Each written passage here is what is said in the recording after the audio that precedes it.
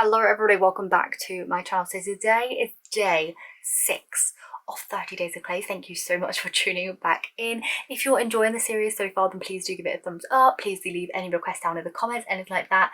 And obviously, please do subscribe if you want to see the rest of them.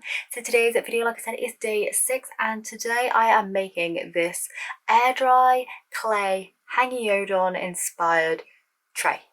Perfect to put little snacks in, perfect to put your jewellery in, like your rings or something on your bedside table, have it on your craft desk with little scrap bits of clay in, or some findings or little charms. I don't know, if you're crafty like me, then sometimes you need lots of trays, don't you? But yeah, here's how it turned out. Really nice. And yeah, this is an air dry one. Lots of people have asked me for air dry clay tutorials, so if this is more your cup of tea, then definitely leave that down in the comments down below as well. I do have a few more air dry clay tutorials drying off to the side, so it won't be long until you see those as well. So yeah, if you like this video, please do give it a thumbs up, leave a request in the comments like I said, and subscribe if you're not already. And I'm just gonna get stuck straight on into how I made this Hangyodon inspired tray. So first of all, on this silicone sheet, I just rolled out some air dry clay. My rolling pin wasn't rolling very well, so I kind of had to like move it back and forward just to kind of even out the clay, but we got there in the end. I then took a plastic cup, just really carefully carving around that to make a nice circle shape, and then I just smoothed out those edges, removing any excess. I then took a snake of clay and just blended that to the edge of the circle on the silicone tray. This was a messy job, but got there again eventually. I then just smoothed out any of the kind of like rough parts, any of the bumpy parts, smoothing together that join as well with the handle of a dotting tool. With the actual details of the piece, I just made these out of other pieces of clay, mainly rolling out balls, flattening them down and kind of cutting them in half. I just secured these by getting them wet and just blending the clay together. Once I was happy with the base, I then set it to dry for around about 3 to 4 days to completely dry all the way through. Okay, it's been about 3 days since I sculpted this. 3 days it's taken to dry. I think I'm finally happy with it, like all nice and completely hard. I've gone in and like buffed it out a little bit with a nail buffing block, just kind of like so. If you're doing this, then definitely make sure to wear a mask because we don't want any dust going into our lungs, etc. Any type of dust, we don't want it. So yeah, now it's time to paint. I'm just going to paint it with acrylic paint and seal it in. So let's get cracking, shall we? So I get asked a bunch what brands of paints I use. So I usually use acrylic paints on most of my projects. I'm just an acrylic paint fan. I love it. It's my favorite medium and it always has been. So the brands that I tend to go for these days are Golden, and I tend to use either the heavy body acrylics or the fluid acrylics. I'm using the fluid one on this one. It's a much more watery consistency, and I find I don't have to mix it in with any mediums to thin it out. Or I use PBO Studio acrylics. They're kind of like Golden, just like a more budget version. They're not quite as opaque, but they work out well, and I use Golden mainly as like, you know, my go-to brand. It is a little bit more expensive, and then I use PBOs to kind of mix with those, and I really get along with that combination. So in painting this tray, I did obviously like have the thinner paints, and with the PBO ones I did thin it down slightly so that it just like blended better with the clay. I painted on the whole base to begin with in a nice thin coat, and then I did another thin coat after that, and all of this detailing on here was just done with like 2 to 3 coats.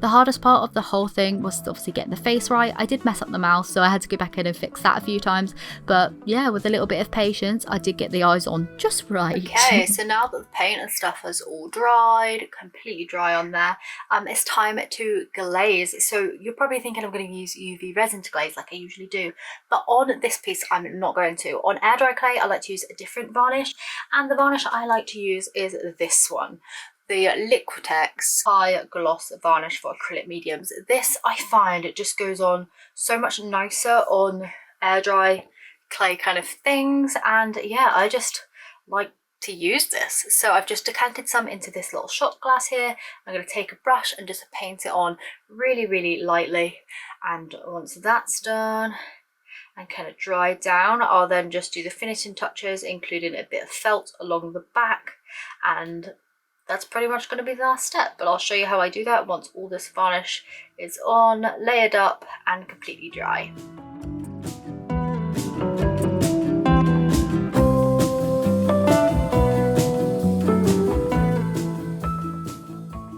now now that the glaze is all on there, don't know if you can see, it is super duper shiny. I have 4 layers on there in total. You're supposed to let this varnish dry 2 to 3 hours between coats, but I like to use a heat gun to speed up that process, doing really thin coats, and it works out nicely. For the final coat, I do leave it alone for around about 48 to 72 hours afterwards, just the same as like drying time for the clay, because I like it to fully cure and be nice and, you know, set. I find when obviously speeding up the process of getting the layers on and everything to reduce dust, then leaving it to cure after is very essential. But what I like to do on my pieces, especially when making trays, is to back them with felt. You can obviously paint the back of this and then glaze that in the same way, but I like to felt it, which is why I carry my paint over. So like any of the colours that are on that side, I paint and bleed that over to the back of the piece. So then when I put the felt on, it looks like it's all painted on the back as well. You'll see what I mean. So what I like to do is I like to just take my piece and draw around it on the felt. I do draw slightly bigger, and then when I go back in and cut it, I do cut it slightly on the other side of that line so that no line is on my final piece.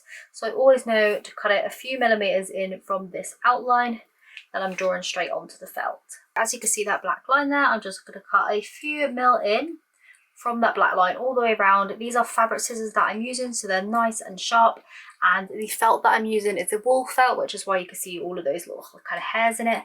I prefer wool felt to craft felt. I'm not a big craft like acrylic felt fan, I just don't like the texture of it. It's a lot cheaper than wool felt, but I think this just really elevates your piece. Definitely would recommend it if you're going to be selling your clay pieces to use wool felt. It's just better quality, and yeah, you'll end up with a like higher quality kind of overall finish. I mean, the felt also does act as a little kind of worktop like protector sort of situation. So if you're worried about scratching your desk up or anything, then the felt will obviously protect that as well. I've got a pen on the side of it.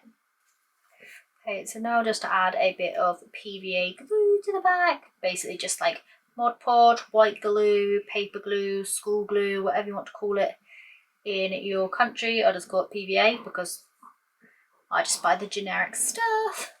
Pop that on there, smooth it out a little bit with my brush. There we are. That is my tray all finished. Very happy with that. I think it looks very good. Obviously I'm just going to set this aside for 3 days, but hopefully this has been helpful. Hopefully it sparks some inspiration. Maybe you're going to make your own favourite Sanrio character. A pom pom purin would be cute. A little cinema one, oh that would be adorable. Even a Gudetama. Gudetama would be good. But anyway, yeah.